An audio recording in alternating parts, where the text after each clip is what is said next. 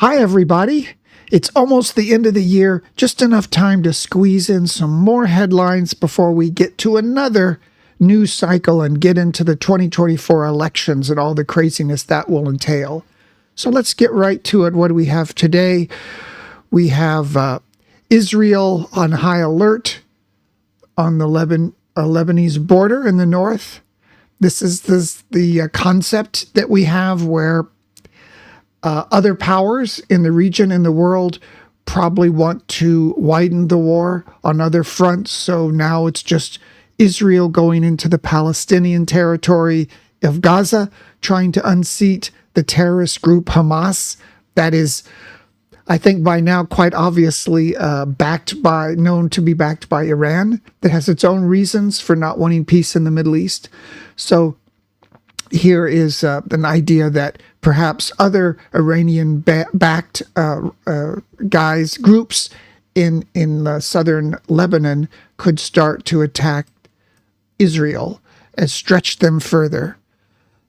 Here we have the war that is already expanding in the Red Sea, where, we have the Arabian Peninsula. It's mostly Saudi Arabia, but down there at the very bottom, we have Yemen that's undergone a civil war. Saudi Arabia has, quite a few years now, attempted to intervene in that war disastrously. Although they're one of the richest countries in the world, they've relied on other countries to secure their territories. And so we have a situation in Yemen. So we have Iranian-backed Houthi rebels, and they are obviously taking orders from Iran to do something at this time because it fits at this time, firing on ships randomly out in the Red Sea. And so then it's up to the U.S. and the U.K. as, like it or not, they're still the world's policemen to combat this. And why is this happening? Iran sees what is occurring in the United States public opinion, where people are much less willing to support Israel and the war in the Middle East. They feel perhaps that the U.S. is kind of stretched thin with its support of Ukraine, which many Americans didn't have any knowledge of or any particular feeling about before Russia invaded it. And the U.S. public opinion has been very saturated by really, I think, a lot of left-leaning publications, particularly during the George W. Bush era, when Bush started 2 elective wars in Iraq, and in Afghanistan. Now, there may be some good justification for some of those, but that administration then was not very good at communicating what it was trying to do. If anything, some people would say it was just a big mess. But the media at the time kind of educated the public. War is bad, and innocent women and children are being killed in wars. It isn't a good thing to have wars. We don't want to waste all this money on it. The president who involved in paying for all this should go to The Hague. He's a war criminal, so thus and such. And I think even the right wing, especially in the Republican Party, has kind of reverted to its isolationism under Trump. And I think a large part of that feeling comes from the time during the George W. Bush administration. And I'm pretty much of an old-time hawk myself, but even towards the end of Bush's second term, I kind of thought, yeah, well, maybe war is bad after all. Maybe innocent people are killed. So there's a lot of confusion in the U.S. public. So we have the next president that comes in, Obama. He starts an elective war in Libya, ruins that country, and that country was more chaotic than anybody ever possibly imagined after that. Now, it's rarely, the press didn't go after Obama in the same way they did after George Bush, because they mainly lean left, and they weren't going to say that his war was perhaps, the destruction of Libya was perhaps as certainly as chaotic and terrible as anything that happened in Afghanistan or Iraq. Now, Afghanistan and Iraq are much more strategically important for various reasons. Libya has always been sort of isolated. All of its population is near the coast, and it's a very low population country. Nevertheless, that's another brick in the wall of a lot of people's opinions to oppose these foreign wars. And at the same time, we see what happens in the world. The dependence, especially in the U.S., on foreign oil is reducing. In fact, the U.S. became energy independent through the magic of fracking. Well, whether you agree with it or not, and I hear it's pretty bad, but it's part of the energy independence of the United States. And this means that the attention that is placed on the Middle East might not feel as critical to decision makers to get themselves embroiled in that region like we did in the past. Here we have something, and I've talked about this, the idea that AI is simply plagiarism. I think it was Noam Chomsky who had that quote originally. So we have this idea, AI is going to replace all the people.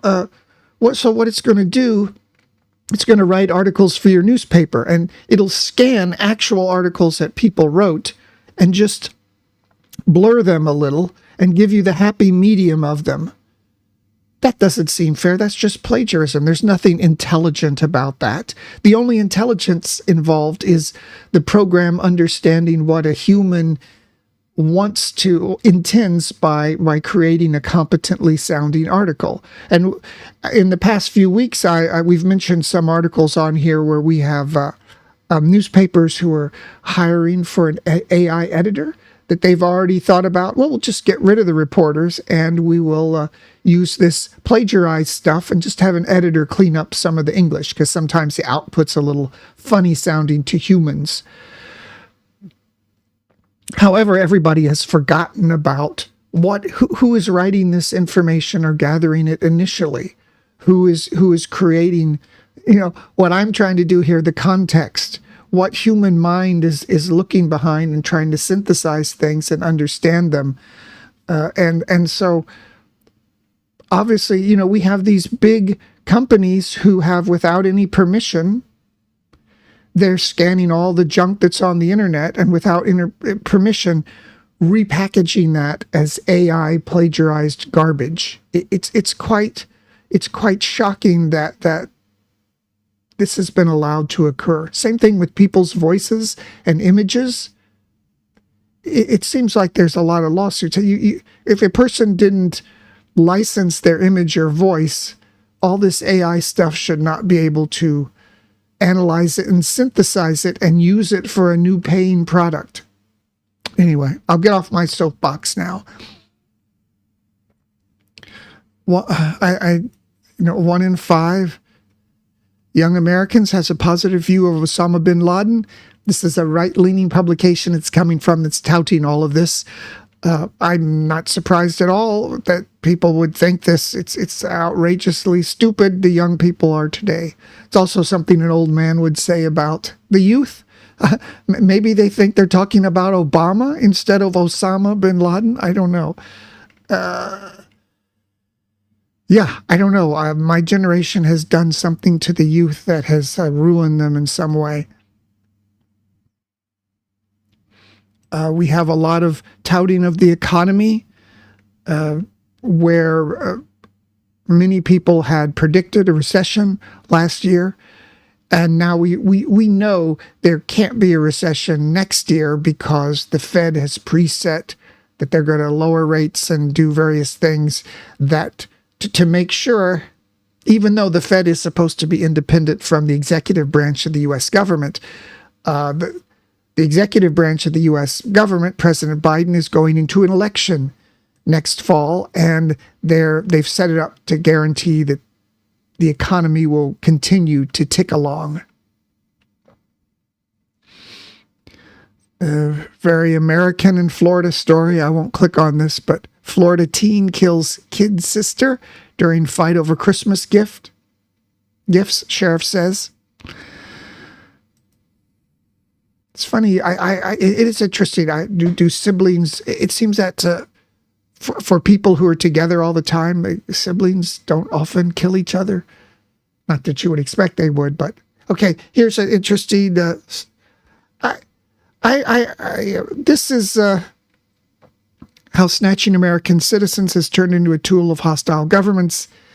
But in many cases here, you see what hostile governments: Iran, Venezuela, Colombia, Syria, and I think that's all the countries that are listed here. So, if you're an American citizen, especially like some of these who are known CIA people, and you're mucking around in Iran, Syria, Venezuela, or Colombia, I guess you'd have to know what danger you're in for. But you see the difference here, and it's not even delineated properly in the article. In the past, when the United States it was against the Soviet Union, and that was the principal big fight where you had the two titans locked in battle, and seemingly eternal battle.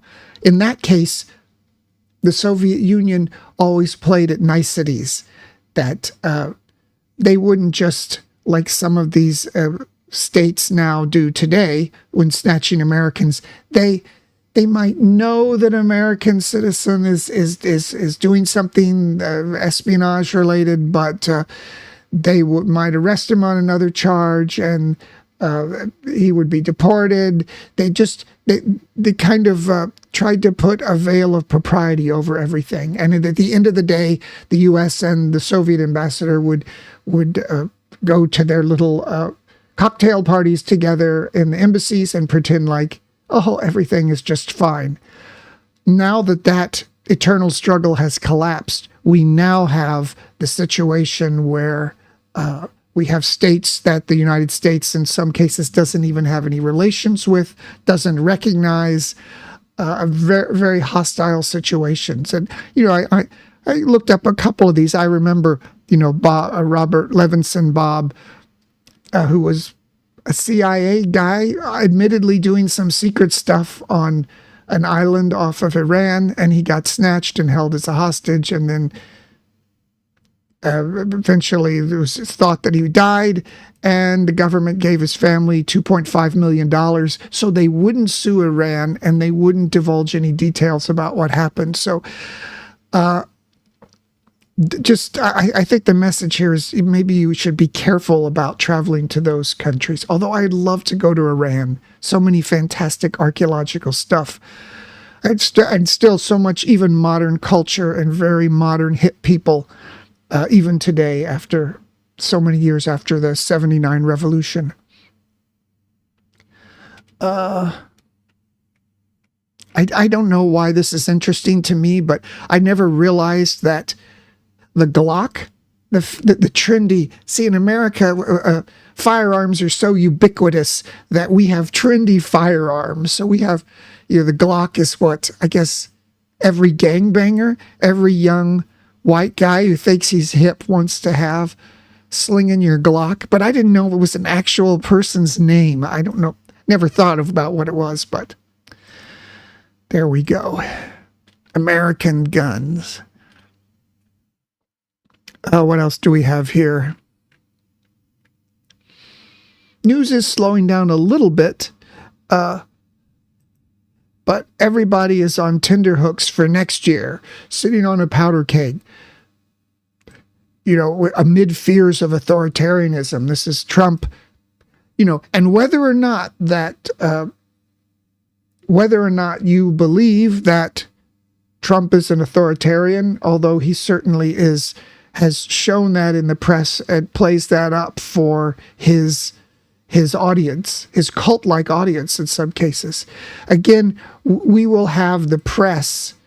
The press is preloading and trying to educate the people on who they should vote for and who they should fear. And this is the same thing that happened in 2016 with Hillary and Trump, where the press spent like over a year ahead of time, as they would say now, clowning on Trump and they're kind of congratulating themselves and the nation for electing the first female president. Well, things didn't go that way. So in a way, I wonder if this preloading and the kind of education of the populace this time will have any more effect in 2024 than it did in 2016. I suppose you could say in the 2020 election, when Trump was beaten, it could have worked. It might have worked. But you see, Biden won because the lucky COVID situation that allowed a record turnout of votes through a canvassing of areas and getting, the absentee ballots, the pre-voting from a lot of people maybe who would never voted. So, and some Republicans say that's unfair, but the Republicans have to present a program that people might want. And there are many sections of the country, especially some lower income black areas, where the Republicans don't offer much, if anything at all. So if the case comes when everybody can vote easily and one party goes down the drain, you might say it's not fair because they've altered the rules and it upsets the status quo, but the party has to be relevant to all the people. That is what's behind the electoral system in the United States as well. People say in the electoral system because sometimes a person with the highest vote doesn't win, but the electoral system makes sure that there are parties that appeal to every part of the country and that every part is important to a campaign in. Every state is. Okay, this is interesting here. This is more about the wars and the fear of wars. Here's a Don Jr. puts his dad on notice over buzz of Nikki Haley as VP pick, says he would intervene. Okay, so what this is that for many months now, and since the beginning of this channel, I've commented on the smoke-filled room, the people in the background of both parties who would like to switch out the candidates, who would like someone other than Trump to be the Republican nominee. Trump is not controllable by the establishment status quo Republicans, a lot of big banks, also big banks over in the Democrats party as well. Some would say that between the George W. Bush era and the Obama era, all the people in the back rooms who were calling the shots were the same big bankers. But anyway, there's a lot of people who'd like to get Trump out of there. Trump's nutty, a lot of unforced errors, even if you're an adherent and say, oh, I want that chaos in the government. In this place and time, he's a dangerous pick. At the same time, Biden, obviously, he's senile. He's too old to function. He can't debate. He can hardly speak. Even if the press downplays this, everybody sees this on social media. The rest of the world that doesn't have American writer-leaning media sees this as well. And they look at Trump and Biden, they say, are these the best guys we can offer? So anyway, here we have, they've been trying to promote Nikki Haley in the primaries, which will start next month. And whoever does well in the first few primaries, it's very unusual that they will go on to be the nominee. It's very unusual for somebody way down the line to maybe upset those early leads. It does happen, but it's very unusual. It's not common. So it's important for the candidate, if they want to replace Trump, to get someone winning big early. So first it was DeSantis. He kind of collapsed on himself. Now it's Nikki Haley. And the press has been saying, much to the Trump side annoyance, that she's coming up in the polls right behind Trump in the first Iowa caucuses, which are the first primaries next month. So here we have a thing where they're saying Don Jr. puts his dad on notice over buzz and Nikki Haley's VP pick, says he would intervene. Of course, this is baloney because he's not just making some statement that the press picks up. Behind the scenes, the Trump people, the Trump handlers are saying, okay, we need to let people know that Trump doesn't support Nikki Haley or doesn't want to be involved with her, to mute any support that Nikki Haley might get in the primaries. So we don't want Trump to say this stuff here, because at the end, he may have to choose her as a vice presidential pick at the end. He may want to do that in some deal.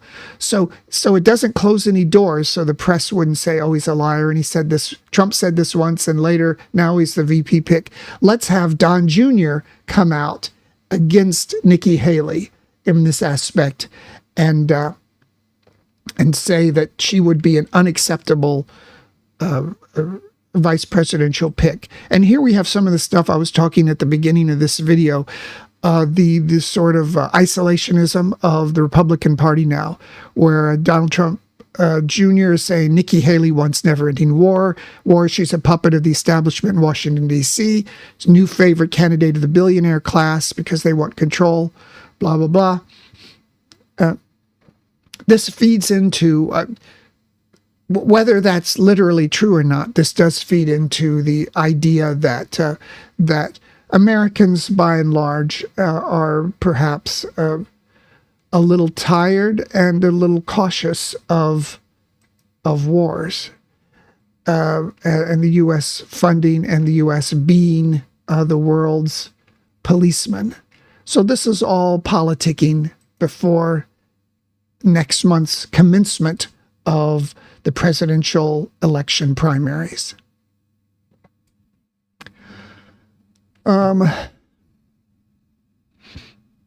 Study, just 3.4% of journalists are Republicans. Not surprisingly, if you've worked in big corporate America, you see a lot of people who are Republicans would be very cautious to say that, because I think it violates federal law to kick people out of jobs for political beliefs, but that does happen, and you can be shunned in a kind of office politics way if you're not seen to be progressive and liberal in U.S. corporate world. Something about Russia, Chinese spy agency rising, something about Fetterman. It's one of the, I think this is a senator, I don't know. I find this very amazing. When I was growing up, everybody had to go to college or they thought you wouldn't get a good job. Now, people see it as too expensive. Companies, I guess, don't look at that anymore. Just see if you could do the job. It's part of the cynicism, I think, that's growing in the world, where people feel like they are being let down by the promises of their country. And that's a good segue into this. This is my book, There Are Still Unknown Places. This is my new novel of Bangkok modern life, told from the point of young people from Western countries who come here to live and work, and the local ties. And underpinning this is the idea that, like I was saying, with these people that don't want their college degrees, there's a growing movement of people, I believe the young people. They've been brought up very strictly, these Gen Zers, these millennials, and they're going to become very, very disillusioned with the economy once we have a recession. It's been a long time since we've had one, and the broken promises of the sending of jobs overseas. Well, this is a perception, the sending of jobs overseas, the too much immigration, open immigration without any reason, perhaps into some Western countries, and the rabble-rousing of Trump and the new Republican isolationist party. It will cause some consternation of the young people. This is my prediction of going forward into to the new times, the new tenor of the times, which is always changes. Tom Smothers. It's I don't, even when I was young, I mean, if you watch any of these old shows, the Smothers Brothers Comedy Hour, today they don't seem like anything or what the fuss is, but they're just, at that time, when the show came out, it was a 60s variety program, just barely hinting on anything political or having an opinion, that was a height of impropriety, and it caused everybody to go nuts, and it made the Smothers Brothers comedy team icons, and they were canceled over hardly anything. And so still, if you watch any of those today, it's just, there's nothing there, but you have to understand the context of it.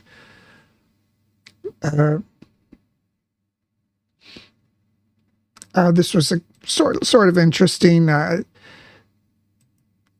This is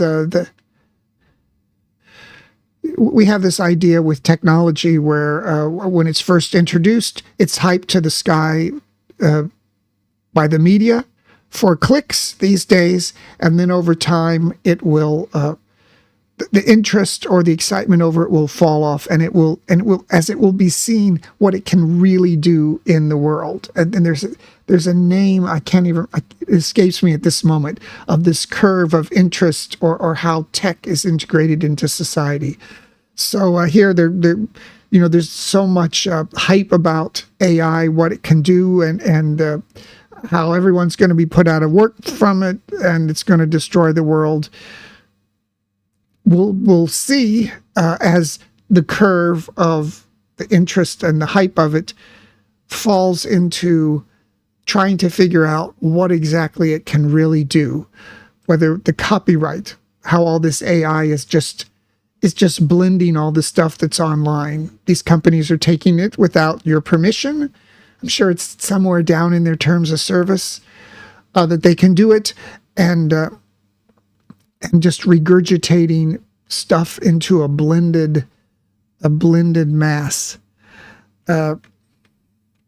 So we're going to see that going forward, how much of an impact it really does. I mean, I think pretty soon on all of these help desks and things you do online, it's all going to be this AI stuff, which I think they've had for years, and it's just terrible. You still got to talk to a person if you've got a real problem. Got Willie Nelson still around. One time many years ago, I was at Universal Studios, very early 80s, and I was at a Larry King radio show. This maybe it was even in the 70s. It was before he went on television, and there were just a small group of us in the room, some sitting down, but there were just a few chairs and a couple standing up, and I was standing up. And he had several guests on there. He had Ava Gabor, somebody else, and Willie Nelson, but I didn't see Willie Nelson, so I'm standing there, and after a moment I sense a person standing like right next to me, shoulder to shoulder, and I look, and it's Willie Nelson looking just like that. And then moments later, Larry King called him, and he walked up and he sat down, and they did their radio interview. Anyway, that's my brush with greatness.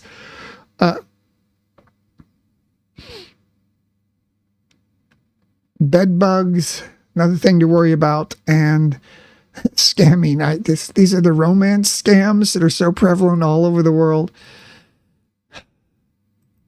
I fear enabling JavaScript on these because I don't want to show you infected toenails, and you'll thank me.